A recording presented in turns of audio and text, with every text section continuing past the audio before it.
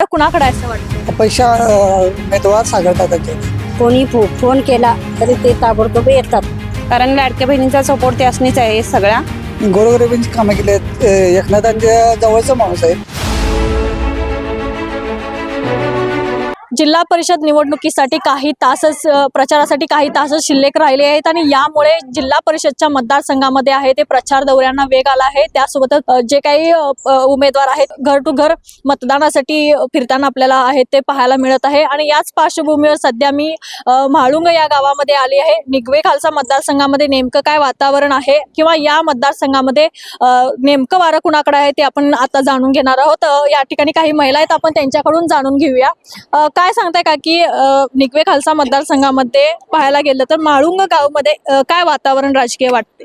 सागर श्रीपती जाधव यांचे जास्त करून मतदान निवडण्यात येतील. बर, का असा का विश्वास वाटतो? सागर जाधव हे नेहमीच कायम काम त्यांचं हे असतंय. परत त्यांनी जे कोणी फोन केला तरी ते ताबडतोब येतात.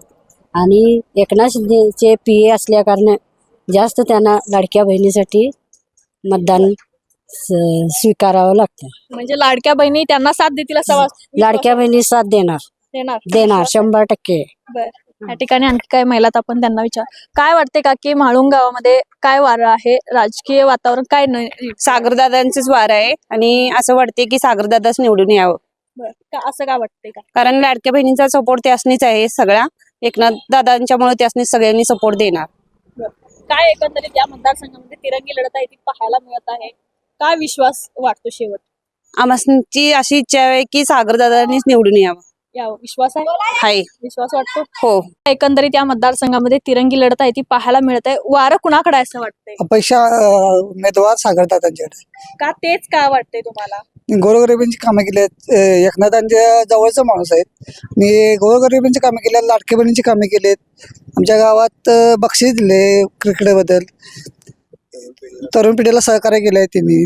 चांगले उमेदवार आहेत. काय वाटतंय एकंदरीत त्यांच्या विजयाबद्दल असेल किंवा एकंदरीत या निवडणुकीचं वातावरण बघितल्यावर काय अपेक्षा आशा वाटते? आशा आहे एकच आहे की ते निवडून यावेत. येतील काय विश्वास आहे? विश्वास आहे 100%, 100% आहे. त्यांचे निवडून यायलाच पाहिजेत. काय सांगता आजी, या मतदारसंघामध्ये वारं कुणाकडे आहे, काय राजकीय वातावरण सध्या या मतदारसंघामध्ये पाहायला मिळतं? सागरदाच की. का तेच का? ते काय येऊन दे, चांगलं होऊन दे. गोरगरिबाचं पेन्शिलीची कामं होऊ द्यात, बहिणीची कामं होऊ द्यात, घरकुल चांगले मिळू द्यात गोरगरिबासनी. करणारा माणूस आहे खरे इथं पण याय पाहिजे नाही. आतापर्यंत तुम्हाला काय काम? आता लाडकी बहिणी असतील, लाडकी बहिणी दिली, पेन्शिली ती केली. बर. खरं आमच्यात गोरगरिबासनी अजून घरकुल आमासनी याय नाहीत अजून. तिने करावं हीच आशा आहे आमची. दुसरं काय आमासनी नको आहे. एकंदरीतच तिरंगी लढत आहे ती या मतदारसंघामध्ये आपल्याला पाहायला मिळत आहे. मात्र येणाऱ्या काळातच कळेल की विजयाचं गुलाल कोणाला लागणार. कॅमेरामन आकाश कांबळे सोबत मी अमृता पवार, जनप्रवास लाईव्ह, कोल्हापूर.